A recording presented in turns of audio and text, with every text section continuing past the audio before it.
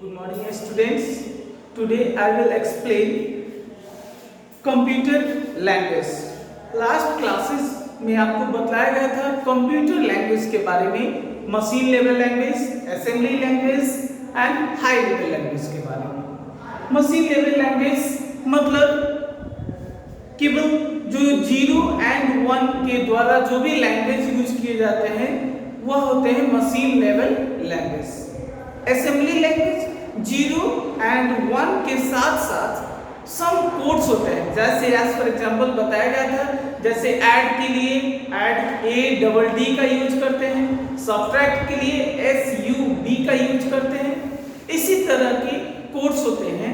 तो 0 एंड 1 के साथ साथ सम कोड्स होते हैं, वह होते हैं assembly language. High level language में जनरली जो बोलचाल की जो भाषा बोलते हैं वह होता है हाई लेवल लैंग्वेज।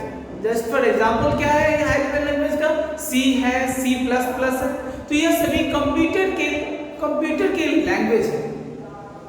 जनरली हम लैंग्वेज का यूज किस लिए करते हैं? तो जनरली कंप्यूटर एंड यूजर यानी हम ह्यूमन एंड कंप्यूटर के बीच में एक कम्युनिकेशन एस्टैब्लिश करने के लिए लैंग्वेज का यूज किया जाता है। इसी के लिए हमको जानना है कि कंप्यूटर लैंग्वेज के बारे में। अब देखिए पर आज आपको जानेंगे कि सोर्स कोड क्या होता है और उसको ट्रांसलेट कैसे किया जाता है एंड ट्रांसलेट के बाद ऑब्जेक्ट कोड क्या होता है। तो सबसे पहले जानेंगे यहाँ पर, जैसे हम कोई भी कंप्यूटर को कोई भी कमांड लिखते हैं, जैसे सपोज हम लिखे हाय हाउ आर यू।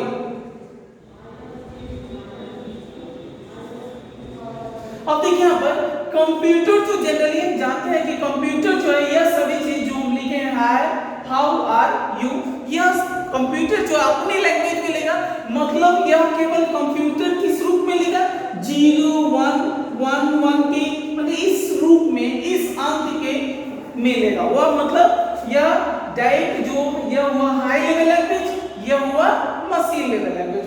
मतलब इस पूरे कमांड को वह कन्वर्ट कर लेगा किसमें? मशीन लेवल लैंग्वेज में। तो इसी के लिए एक सोर्स कोड के बारे में जाने, सोर्स कोड के बारे में जाने।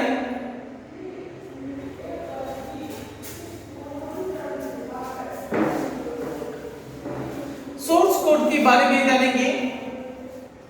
ए लैंग्वेज या ए programme written in high level language।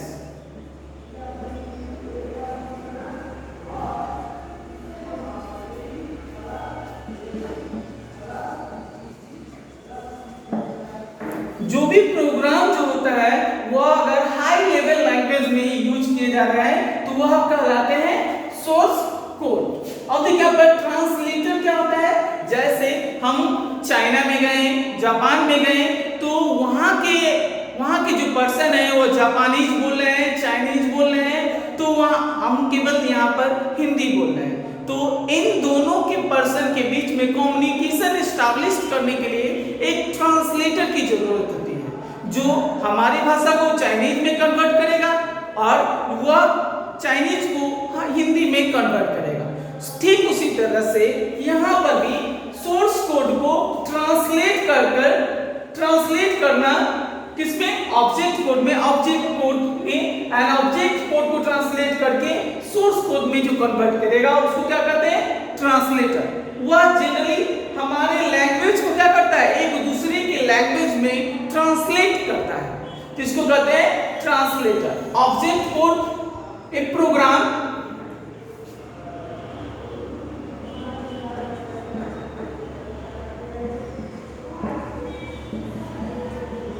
written in machine level language।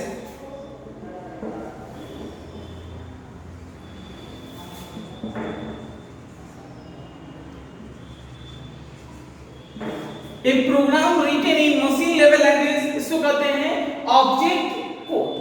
तो देखिए यहाँ पर कंप्यूटर क्या करता है? हम यहाँ पर यह इस तरह के लैंग्वेज कौन यूज करता है? यूजर। यूजर यानी जो इसका यूज करते हैं, कंप्यूटर का जो यूज करते हैं। जैसे कौन यूज करते हैं? तो ह्यूमन बीइंग्स। अब देखिए यहाँ पर ट्रांसलेटर क्या करता है? ट्रांसलेट कर देता है और किस कोड में कन्वर्ट करता है? तो मशीन लेवल लैंग्वेज में। यह क्या है? यह लैंग्वेज की जनरली कौन समझता है? तो कंप्यूटर समझता है। कंप्यूटर जो है ऑलवेज केवल 0 एंड 1 के बीच में ही वो जो भी डाटा हम देते हैं, जो भी चीज होता है, वो सभी चीज 0 एंड 1 के रूप में ही समझता है। इसी के लिए उसको जरूरत होती है ट्रांसलेटर की।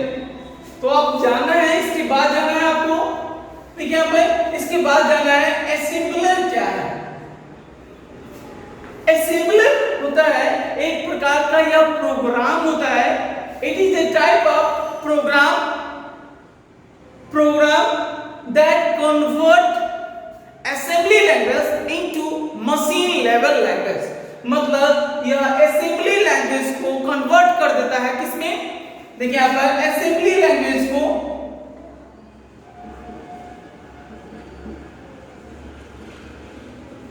convert करता है machine level language में।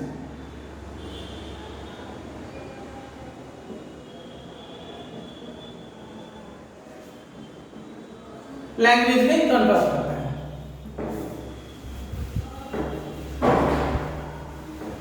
अब देखिए यहाँ पर बस असेंबली लैंग्वेज में क्या कौन कौन से यूज किए जाते हैं बताएं आपको? 0, 1 और सम कोड्स। सम कोड्स के अंतर्गत आते हैं। जैसे ऐड करना है तो ऐड लिखेंगे, ये डबल डी होता है। सब्ट्रैक्ट करना है तो SUB यूज किया जाता है। लेकिन मशीन लेवल लैंग्वेज में क्या यूज किए जाते हैं? केवल 0 एंड 1 यूज किए जाते हैं। मतलब जो भी कुछ असेंबली लैंग्वेज में लिखा हुआ इस तरह से लिखा हुआ, एंड अगर मशीन लेवल लैंग्वेज में लिखा हुआ तो 0 एंड 1 के बीच में लिखा हुआ। अब देखिए यहाँ पर हम जानते हैं इंटरप्रेटर के बारे में। यह भी एक प्रकार का ट्रांसलेटर होता है जो कि आपको ट्रांसलेट करता है किसमें? मशीन लेवल लैंग्वेज से हाई लेवल लैंग्वेज में एंड हाई लेवल लैंग्वेज से मशीन लेवल लैंग्वेज में। यह दोनों के लिए यूज किए जाते हैं इंटरप्रेटर। एक convert high level language into, यहां पर देखिए यहां पर हाई लेवल इसके लिए है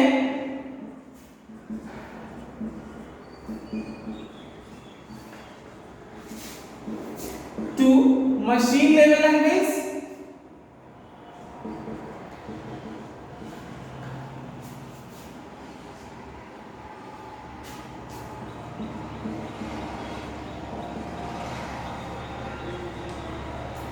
अगेन इट विल आल्सो और इसका वाइस वर्सा होता है। मतलब यह हाई लेवल से मशीन लेवल लैंग्वेज में भी कन्वर्ट करता है और मशीन लेवल से हाई लेवल लैंग्वेज में भी कन्वर्ट करता है।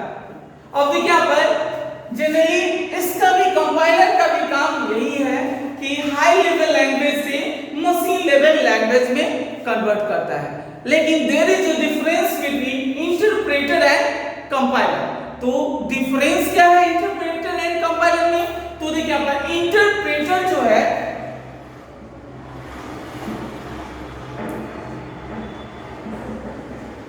और कंपाइलर जो है इसमें केवल एक ही डिफरेंस है। दोनों का काम सेम है कि दोनों हाई लेवल लैंग्वेज से मशीन लेवल लैंग्वेज में कन्वर्ट करता है और मशीन से हाई लेवल लैंग्वेज में कन्वर्ट करता है। काम डिफरेंसेस क्या है कि यह जो है वन लाइन, अगर मान लीजिए एक बार में यह सारा प्रोग्राम है, इस सारे प्रोग्राम को हमको क्या करना है? हाई लेवल लैंग्वेज से लो मशीन लेवल लैंग्वेज में कन्वर्ट करना है। तो यह क्या करेगा? इंटरप्रेटर जो करेगा एक बार में एक लाइन का जो भी स्टेटमेंट होगा केवल उसी को क्या करेगा? यहाँ पर यह कन्वर्ट कर सकता है। बट कंपाइलर जो है एट ए टाइम एक बार में वह टोटल वर्क जो है, टोटल जितना कन्वर्ट करने के लिए दे रहे हैं वह एक ही बार में यह क्या करेगा? कन्वर्ट करके आपको प्रोवाइड करेगा। तो इससे क्या डिफरेंस है? एक और डिफरेंस देखिए यहाँ पर यह वन इंटरप्रेटर एक लाइन एक बार में करेगा, दूसरा लाइन दूसरे बार में, तीसरा लाइन तीसरे बार में और चौथा लाइन चौथे बार में। और कंपाइलर जो है एक बार में पूरा लाइन कन्वर्ट कर देगा। तो इससे क्या पता चला है, यह जो है टाइम को ज्यादा ले रहा है कन्वर्ट करने के लिए, लेकिन यह टाइम क्या ले रहा है, बहुत कम ले रहा है कन्वर्ट करने के लिए। तो आज की क्लास में के लिए थैंक यू, धन्यवाद।